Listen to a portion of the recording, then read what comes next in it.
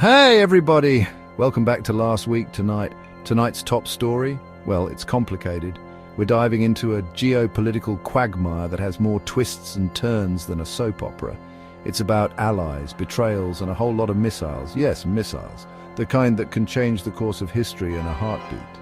The US, our best bud in all things freedom and democracy, decided to hit the pause button on sharing intel with Ukraine. This isn't just a minor hiccup. It's a seismic shift in international relations, Ukraine, the country currently fending off a Russian invasion. Yeah, that one, the one that's been valiantly standing its ground against a much larger adversary. This isn't just some bureaucratic snafu, folks. This is a deliberate, calculated move that has far-reaching implications. We're talking about cutting off the flow of vital information, satellite imagery, troop movements, the works. The kind of intel that can mean the difference between life and death on the battlefield. The stuff that helps Ukraine, not get blown to smithereens. Imagine fighting a war blindfolded. That's what this feels like for them. The official line from Washington, it's temporary. Just a little time out to reassess things. But how temporary is temporary when lives are on the line? But let's be real, it reeks of something else entirely. Maybe it's political maneuvering, maybe it's something more sinister. It's a move that has left Ukraine reeling and allies scratching their heads. The trust that was painstakingly built over years is now hanging by a thread. And guess who's probably popping champagne right now? The one person who benefits from this chaos. Yeah, that's right. Vladimir Party Foul Putin. While the world scrambles to make sense of this, he's likely enjoying every moment of it. The global community is watching closely and the stakes couldn't be higher. This isn't just about Ukraine, it's about the balance of power in the world. People are taking to the streets demanding answers and showing solidarity with Ukraine. The world is united in its concern, but unity alone won't solve this crisis. Diplomatic channels are buzzing and everyone is trying to figure out the next move. Will the US reinstate the intel flow? Will Ukraine find new allies? Only time will tell. One thing is clear, the world is at a crossroads and the decisions made in the coming days will shape the future for years to come. Stay tuned, because this story is far from over. So, with Uncle Sam taking his intel ball and going home, who's left to pick up the slack? The answer is Europe, but it's not as straightforward as it sounds. Europe, that's who, but here's the thing, folks. European intelligence gathering, it's less mission impossible and more three blind mice. The European Union, with its myriad of member states, each with their own intelligence agencies, faces a monumental task of coordination and cooperation. Don't get me wrong, they're trying. France is whispering sweet nothings of intel into Zelensky's ear, hoping to provide some semblance of support. The French intelligence community is working overtime, but their resources are stretched thin. Meanwhile, the UK is trying to share whatever scraps they've got without getting a stern talking to from Washington. British intelligence is renowned for its capabilities, but even they are feeling the strain of this new dynamic. But let's be honest, it's a far cry from the intel juggernaut that is the United States.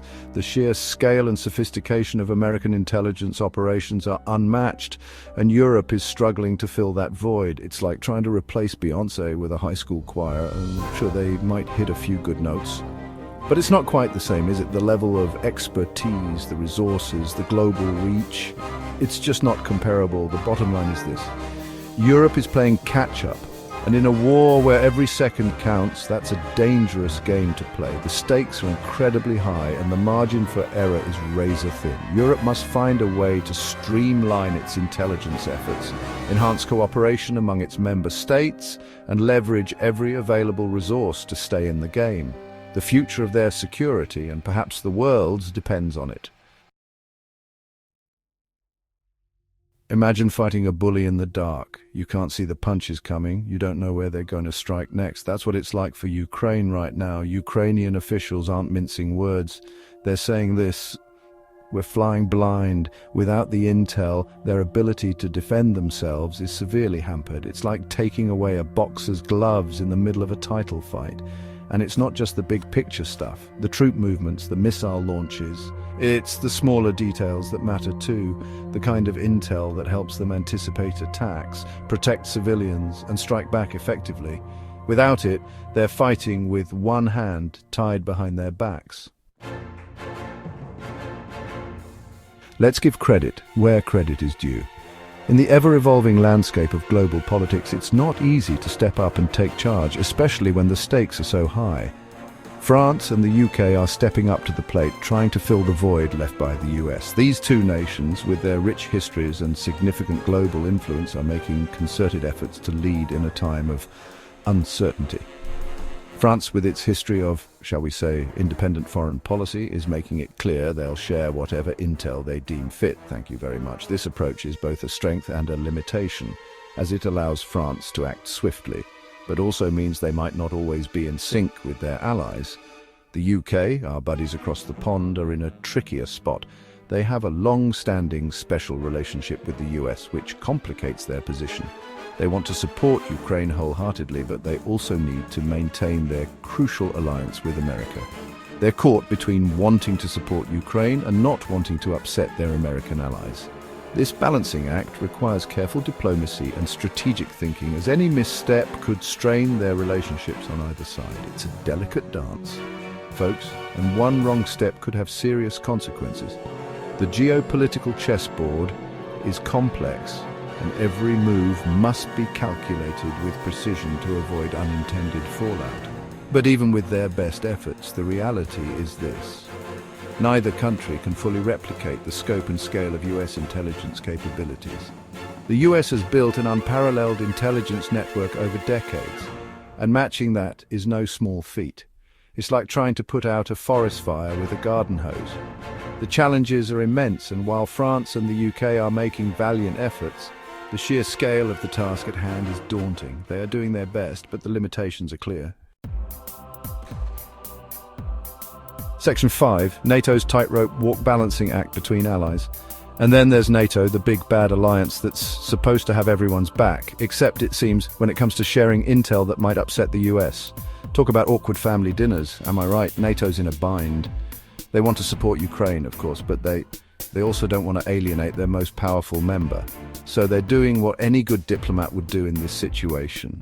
A whole lot of hand-wringing and vague statements. The bottom line is this. NATO needs to figure out where it stands, and fast, because right now they're not exactly inspiring confidence in their commitment to collective security. Section 6. Analysts sound the alarm, a dangerous gamble.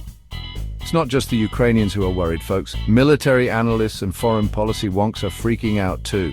And these are people who usually speak in very measured, boring tones. When they start using words like reckless and irresponsible, you know it's bad. They're worried that this intelligence blackout will embolden Russia, making them more likely to escalate the conflict. And let's be honest, the last thing anyone needs right now is a bigger war. They're also concerned about the long-term implications for US credibility. If America can't be trusted to have its allies' backs, what's the point of alliances in the first place? Section 7, the ghost of Crimea, echoes of past betrayals. This whole situation has a whiff of familiarity, doesn't it? It's giving off some serious Crimea vibes. Remember back in 2014 when Russia waltzed into Crimea, annexed it, and the West basically shrugged their shoulders? Yeah, well, this feels a lot like that. The message being sent is clear: Ukraine is on its own. And for a country that has been betrayed by the West before, this latest move feels like a slap in the face. It's a reminder that when push comes to shove, realpolitik often trumps lofty ideals like solidarity and support. Section 8, Euroeyes, a vision for a united intelligence front. So what's the solution? Well, some folks in Europe have a radical idea. How about building their own darn intelligence network? They're calling it Euroeyes. And while it sounds like a rejected Eurovision Song Contest entry, it's actually a pretty smart idea. Imagine that, a unified European intelligence apparatus that can rival the US in terms of reach and capability. It would allow Europe to finally stand on its own 2 feet, independent of American influence. Of course, getting 27 countries to agree on anything is about as easy as herding cats, but hey, a guy can dream, right? Section 9. The long game, a defining moment for European security. This whole US intel debacle isn't just about Ukraine, folks. It's about the future of Europe. It's a wake-up call, a stark reminder that they can't always rely on Uncle Sam to bail them out. It's time for Europe to grow up, put on its big boy pants and take charge of its own destiny. Will they rise to the challenge, or will they continue to rely on the US, even as that relationship becomes increasingly strained? Only time will tell. But one thing is clear, the stakes couldn't be higher. The future of Europe, and maybe even the world, hangs in the balance. And on that cheery note, we'll be right back after these messages.